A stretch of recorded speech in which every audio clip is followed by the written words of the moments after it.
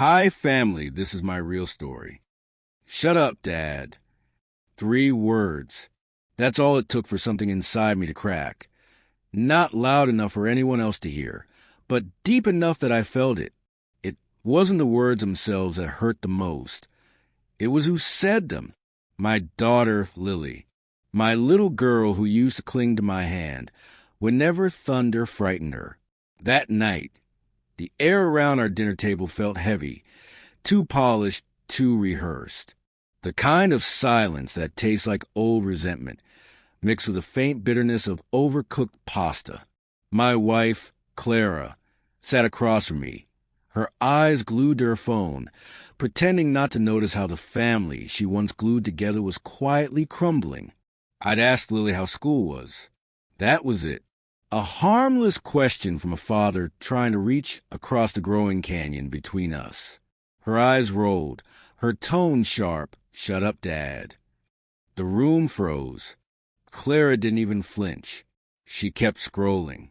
Maybe she didn't hear. Maybe she didn't want to. In that moment, something shifted. I glanced at the framed photos on the wall. Lily as a toddler with cake smeared across her cheeks. Clara and I laughing under the summer sun. Back when laughter didn't feel forced. Those memories look like strangers now. Beautiful, distant strangers. I forced a small smile, pretending it didn't sting. But inside, a storm was rising. I didn't know if it was anger or heartbreak. Maybe both. I wanted to ask why she'd said it, what had gone wrong between us. But the words felt pointless. We were all living in the same house, yet we hadn't really been a family for years. Lily stabbed her fork into her plate, the sound of metal scraping ceramic cutting through the silence. Clara finally looked up, only to say, "Just eat, Lily." Not say sorry to your father. Not that was disrespectful. Just eat. That's when I realized this wasn't just about a teenage outburst. This was about something much deeper, a rot that had been spreading quietly through our family, and I had been too blind or too tired to stop it. I looked at both of them, my wife lost in her screen, my daughter lost in her anger, and I saw a reflection of myself. Lost, too, without a word. I pushed my chair back, the legs scraping softly against the floor. I could feel their eyes on me now. Curious, maybe even annoyed. I walked to the counter, picked up my car keys, and for the first time in a long time, I didn't look back. The door clicked behind me, and just like that, I was gone. But what I didn't know then was that leaving that dinner table wasn't the end of something. It was the beginning. The night air was colder than I expected. I remember gripping the steering wheel, not knowing where I was headed, just that it had to be anywhere but home. The rhythmic hum of the tires against the road became my only companion, a metronome marking the slow unraveling of my life. I pulled into an empty parking lot behind an old diner, the kind that hadn't changed since the 80s, still glowing with flickering neon. I sat there for a long time, engine off, keys still in the ignition. I didn't cry. I didn't scream. I just sat, staring through the windshield as condensation blurred the world outside. I wasn't always like this ghost of a man running from a dinner table. 15 years earlier, I was a husband who used to wake up early to make pancakes shaped like hearts for Clara. I was a father who built pillow forts for Lily, who stayed up late pretending the living room was a castle we had to defend from imaginary dragons. Back then, love felt like air, invisible but necessary. Now it was smoke. You could see it linger for a moment before it vanished. Clara and I used to talk about everything. Our dreams, our fears, even our silly fights over burnt toast. But somewhere along the line, our conversations turned into schedules and silence. Work consumed me. Resentment consumed her. By the time I noticed the distance between us, it was already a canyon. And Lily, she was just a child caught in the crossfire. I thought I was protecting her by staying quiet, by keeping peace in a house that no longer had any. I didn't realize silence can be just as loud as shouting, sometimes even louder. My phone buzzed beside me. A message from Clara. Where did you go? No, please come home. No, I'm sorry about earlier. Just a question, flat, mechanical. I didn't reply. Instead, I replayed the dinner scene in my head. The tone in Lily's voice, the absence of emotion in Clara's eyes. It wasn't defiance I heard in my daughter's words. It was pain, pain that mirrored my own. Had I failed her as a father? Or had I simply become invisible? I looked at my reflection in the rearview mirror. Tired eyes, a week-old beard, a stranger staring back. Somewhere between love and loneliness, I had lost myself. Outside, the diner lights flickered again, red, then blue, then white. And in that shifting glow, I made a quiet promise to myself. I would find out when it all started to fall apart.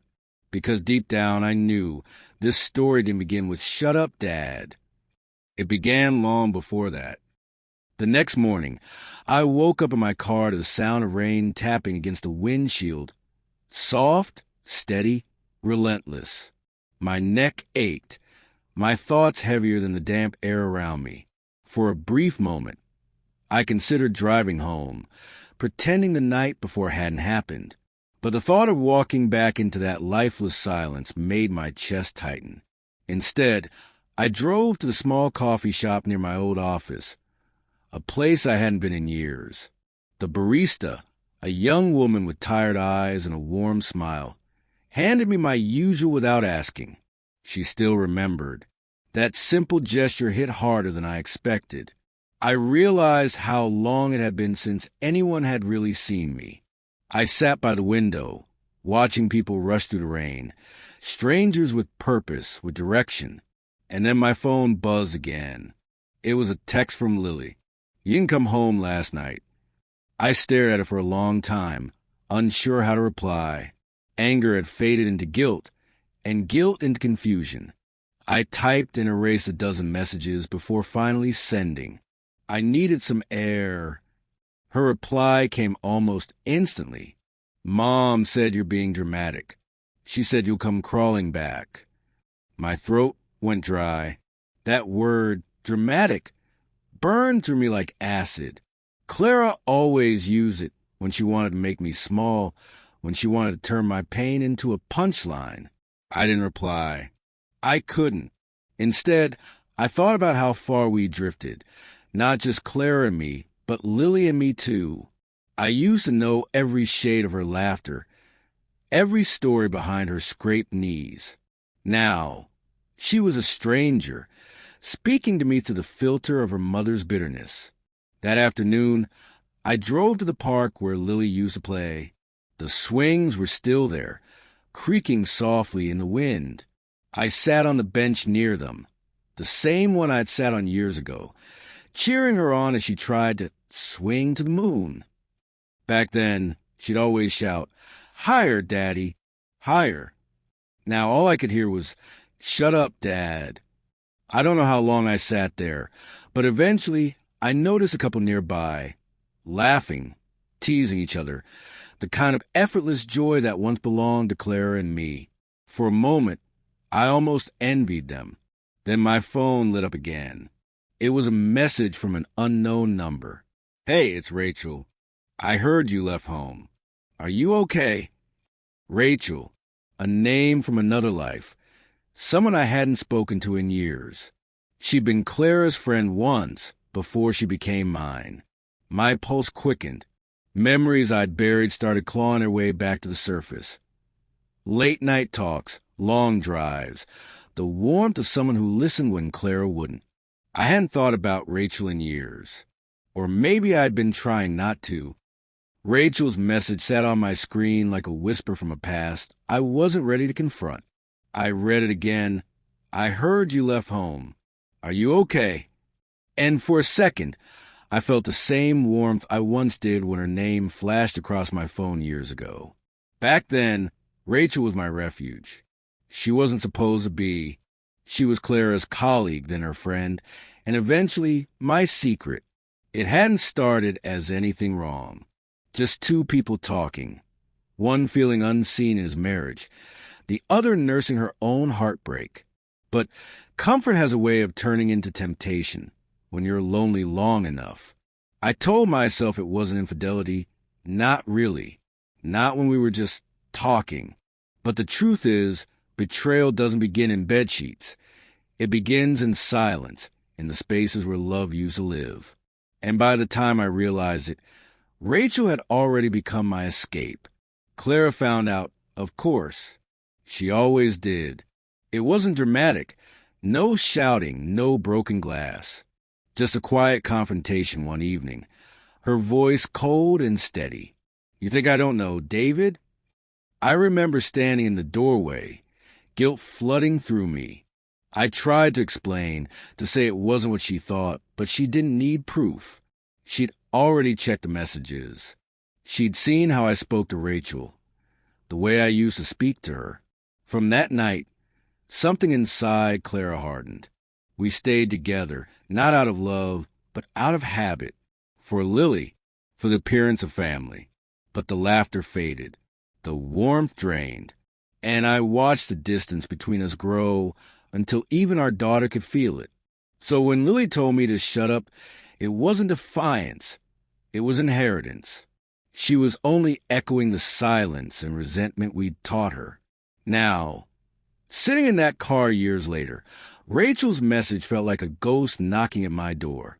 Part of me wanted to reply, to find comfort again in her voice.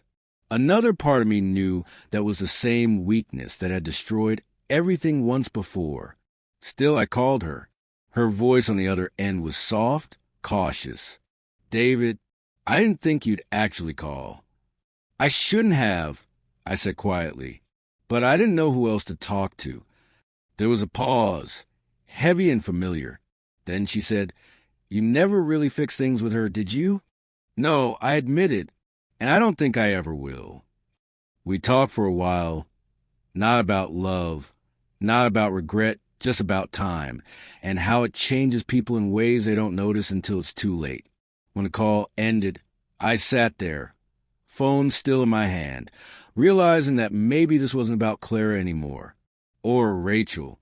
It was about me, the man who kept running from the things he broke, hoping distance would fix what courage could not. The rain had stopped by the time I hung up. The world outside the windshield glistened under streetlights, washed clean, or at least pretending to be. I sat there, still as a night, realizing that I'd spent so much of my life running, from Clara, from Rachel, from my own reflection, that I no longer knew what it meant to stay. For the first time, I didn't feel angry, just empty. I thought of Lily, her sharp words, her cold tone, the walls she had built at such a young age. She wasn't born with that hardness. She learned it from watching us. Every argument we didn't have, every silence we let stretch too long, had taught her that love was something distant and conditional. I opened my phone again, scrolling through old photos. Lily at 5, wearing my oversized work shirt like a cape. Clara laughing in the background, hair tied messily, eyes full of life. I could almost hear the echoes of that moment, the sound of happiness before it learned how to hide. Somewhere along the way, we all forgot how to love each other without keeping score. I didn't drive home that night. Instead, I found a motel off the highway, a small, worn-out place with flickering lights and a humming vending machine. I paid in cash and lay awake in the dark, listening to the hum of passing cars. I thought about calling Clara, about apologizing, not for leaving the dinner table, but for all the ways I'd left her long before that. But I didn't, because some apologies come too late to be heard. Instead, I wrote Lily a message, not an explanation, not an excuse, just a truth she needed to know. "I'm sorry, sweetheart. You didn't deserve to grow up in silence. None of this is your fault. I hope one day you'll understand I didn't leave because I stopped loving you. I left because I didn't know how to love myself anymore." I didn't send it right away. I stared at the glowing words for a long time before pressing send. Maybe she'd read it. Maybe she wouldn't. But for the first time in years, I wasn't hiding behind the illusion of being fine. Outside, dawn began to rise, soft, pale light cutting to the remnants of night. It wasn't redemption, not yet, but it was something close to peace. I knew I couldn't undo the years of distance or betrayal, but maybe I could start again, not as the man who ran away, but as the one who finally stopped running. Because sometimes, walking away isn't about giving up. It's about finding the strength to begin again, even if it means starting alone. And as the first light touched the horizon, I realized that for the first time in a long while, I wasn't afraid of the morning anymore. I used to think walking away made me a coward. But now I understand sometimes it's the bravest thing a person can do, because staying in a life built on silence isn't love. It's slow suffocation. And though I left that dinner table broken, I walked into a world where I could finally breathe again. Maybe one day, Lily will understand that her father didn't disappear. He just finally decided to live.